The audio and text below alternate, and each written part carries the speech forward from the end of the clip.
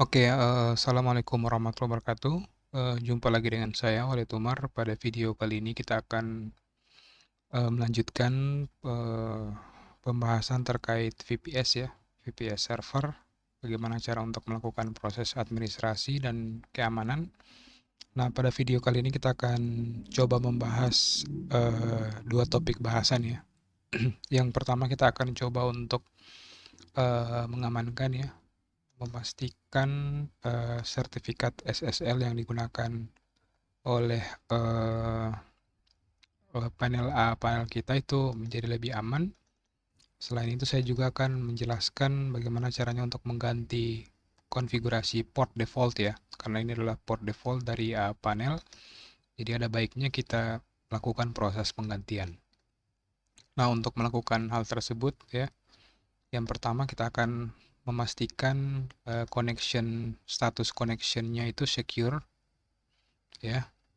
Kita pastikan status connectionnya secure, ini sudah di issue ya otomatis oleh sistem ketika melakukan proses instalasi Let's Encrypt pertama kali, namun di sini masih berstatus connection is not secure. Nah, untuk itu kita akan coba uh, menjadikan sertifikatnya atau SSL-nya menjadi valid ya. Oke, jadi di sini kita akan buka atau kita akan buatkan sebuah domain ya, sebuah domain untuk domain panel kita ya yang kita gunakan. Teman-teman bisa menggunakan nama domain yang sesuai ya, sesuai dengan yang dibutuhkan. Nah, jika sudah kita bisa pilih SSL-nya. Sini kita sudah aktifkan SSL-nya. Kalau sudah kita bisa submit. Oke, kita tunggu hingga proses submitnya selesai. Jadi proses ini akan meng-create ya sebuah halaman untuk domain baru ya. Nah, di sini kita akan menggunakan ketika sudah di-create seperti itu, kita akan memanfaatkan SSL yang sudah di-generate ya oleh Let's Encrypt untuk domain ini. Untuk bisa kita aplikasikan pada menu setting ya. Jadi kita duplicate tab, kita masuk ke menu setting. Ya, di sini kita sudah masuk di menu setting. Nah, di menu setting kita masuk ke menu bagian security ya. Di bagian security di sini sudah berstatus panel SSL ya, sudah enable, namun masih ada tanda unsecure ya, artinya tidak ada ketidaksesuaian konfigurasi. Jadi kita akan coba set. Oke, di sini kita akan coba kopikan ya hasil SSL dari yang sudah kita generate ya dari domain kita. Kita akan paste di sini. Setelah itu kita copy lagi yang ini, kita paste di sini. Nah, jika sudah kita bisa save ya. Oke, jika sudah di save, harusnya sekarang kalau kita reload itu SSL-nya sudah berstatus verified ya, atau statusnya sudah tidak insecure lagi. Kita bisa reload dan di sini kita bisa lihat statusnya sudah secure ya. Nah, selain itu kita juga bisa mengganti ya. Di sini kita bisa pakai panel Linux panel, itu kita bisa custom di sini namanya. Selain itu kita juga bisa setting berapa detik ya waktu freeze time-nya. Di sini dalam hitungan second ya, dalam hitungan detik. Jadi kita bisa menentukan eh, masa berlaku atau valid tidaknya login kita. Ini tentunya untuk keamanan dari server kita ya. Oke, selanjutnya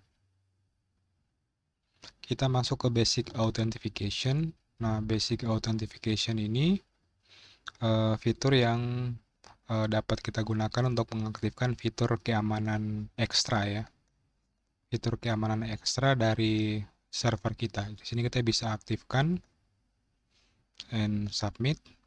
Oke, di sini kita bisa masukkan username password yang akan digunakan untuk melakukan proses autentifikasi. Misalnya di sini kita masukkan admin TKJ 123. Nah, jika sudah kita bisa save. Oke.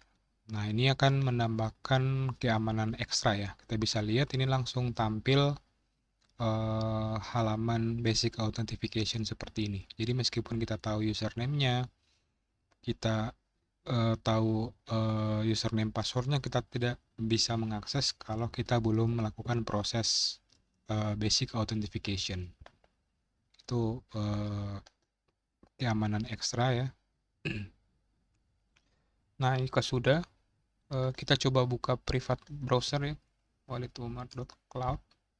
Nah, ini tidak akan bisa login, tidak akan bisa masuk kalau belum melakukan proses autentifikasi. Misalnya kita buat salah, cancel, oke, tidak bisa masuk ya. Jadi dia akan bisa masuk kalau kita sudah melakukan proses autentifikasi dengan username dan password yang sesuai ya. Oke, fitur keamanan lain yang bisa kita konfigurasi adalah port ya. Kita bisa setting port-port apa saja ya. Yang port defaultnya itu port apa. Di sini kita bisa lihat defaultnya adalah 35851. Kita bisa custom dengan port yang lain ya. Misalnya 3000 kita bisa set di sini ya. 366991. Saya seperti ini. Oke, itu port defaultnya. Kalau kita confirm, please select the correct IP server, F security group server. Oke, kayaknya IP dari servernya itu kita harus setting juga ya. .cloud, kita bisa save. Oh ya, kita gunakan IP public ya. Kita coba. Kita save. Oke, sudah berhasil di save. Ya. Admin TKJ 123. Oke. Sini masih ini karena kita memasang SSL-nya itu pada domain ya. Oke. Kita masuk ke setting. Harusnya di sini sudah menggunakan server IP. Setelah itu kita bisa custom ya. Misalnya 36699. Understand, confirm. Ya, kita tunggu. Ya, harusnya sekarang kita sudah tidak bisa mengakses webnya lagi ya. MTKJ 123. Nah, kita bisa lihat port dari portnya sudah menyesuaikan ya. Jadi orang yang tidak tahu portnya itu tidak akan bisa connect ya. Ya, misalnya seperti ini, mereka tidak akan bisa terkoneksi ke server kita ya. Ini statusnya time out ya. Time out ke port yang dituju ya. Jadi dia akan bisa mengakses kalau portnya sesuai ya. Itu pun ketika portnya sesuai, kita harus melakukan proses autentifikasi. Oke, itu level keamanan. Oke, sudah oke ya. Kita bisa masuk ke panel setting untuk dan security ya.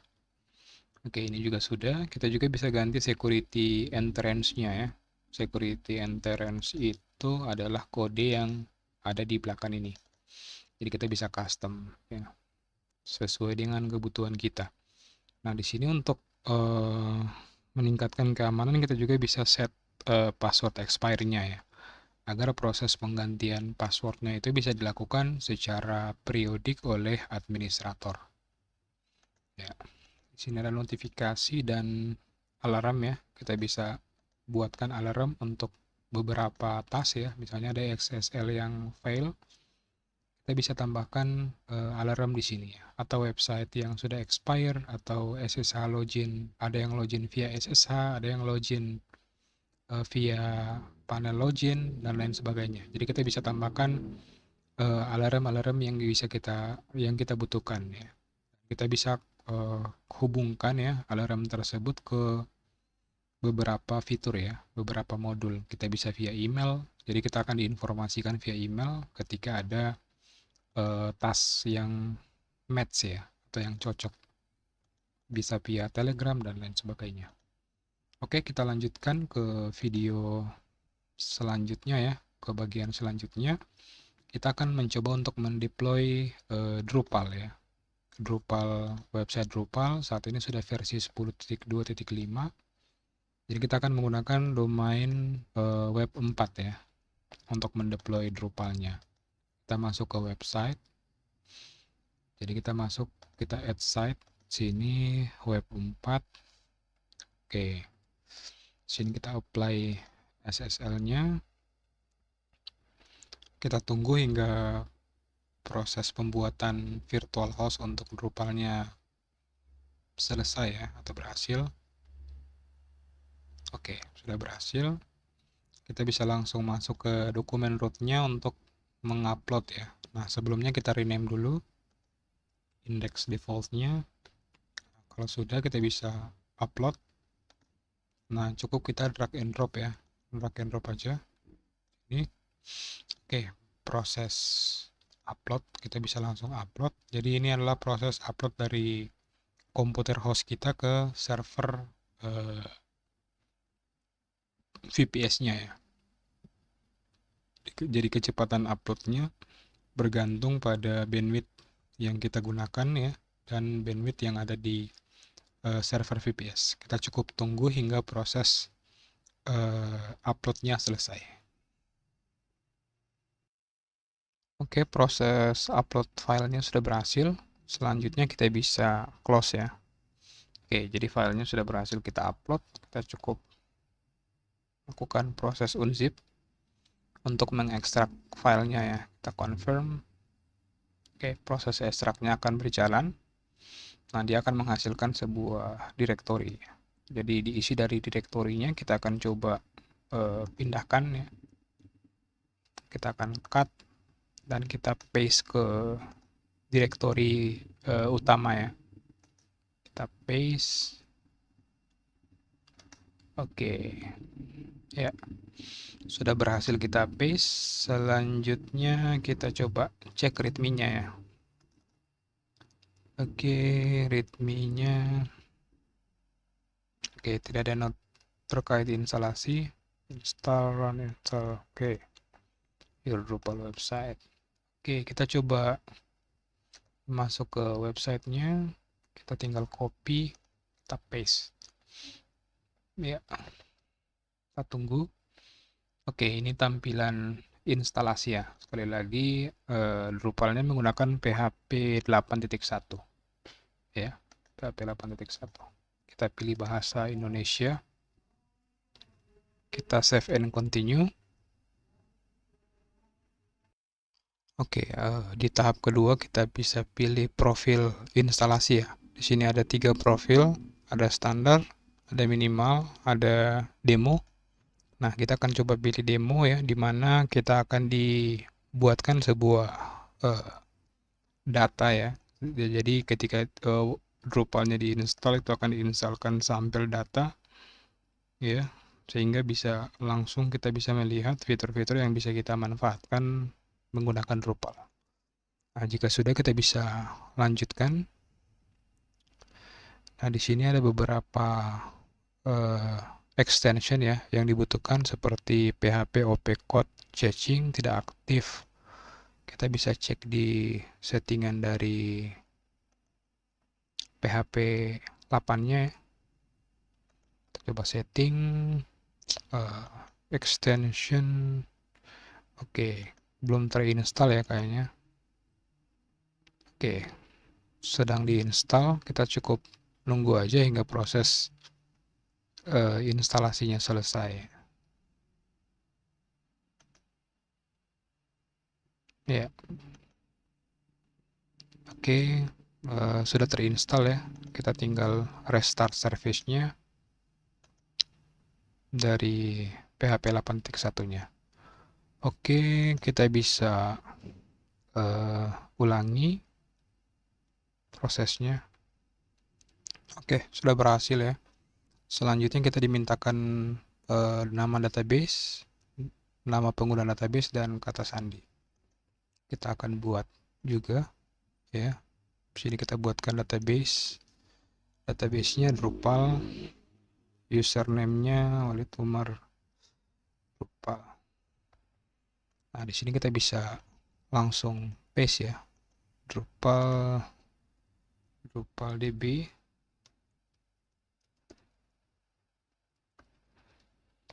Oke. Nama pengguna. Oke, passwordnya. Ya, sudah, kita bisa submit. Oke, kita bisa langsung simpan.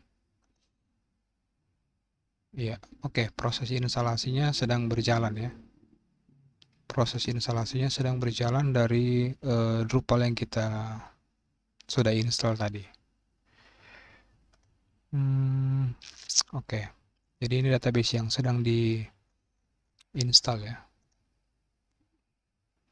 Jadi kita cukup nunggu aja hingga proses instalasi dari Drupalnya selesai. Oke, jadi ini adalah ukuran default dari database Drupalnya ya. Berukuran sekitar 4 megaan ya. Ini hanya ukuran database-nya ya, 4,8. Oke, sudah 100%. Oke, kita tunggu hingga masuk ke step selanjutnya ya.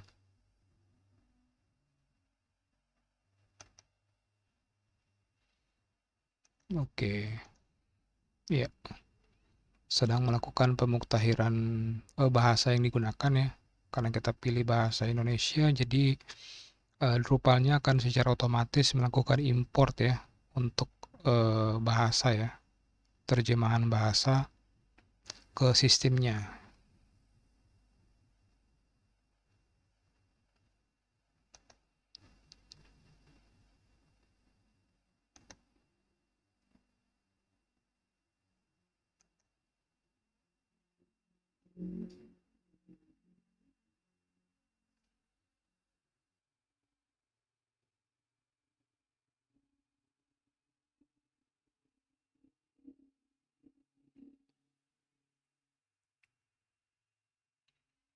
Oke, proses instalasinya sudah selesai ya. Kita sudah masuk ke konfigurasi site-nya. Misalnya belajar install Drupal di VPS. Alamat site-nya web4.walidumar.cloud. Nama penggunanya Walid Umar, passwordnya admin tkj. Ya, kita buat. Oke, di sini ada minimal ya. Negara bawaan Indonesia, zona waktu kita simpan. Email otomatis. Oh ya, ini email ya. umar@gmail.com. Nah, jika sudah, kita bisa simpan alamat email.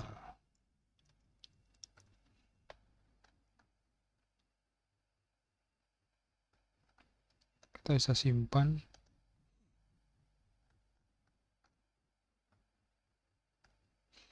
Oke, proses instalasinya selesai dan di step 8 itu akan diterjemahkan seluruh bahasa yang digunakan ya pada Drupal versi 10-nya. Oke, hampir selesai, kita tunggu saja.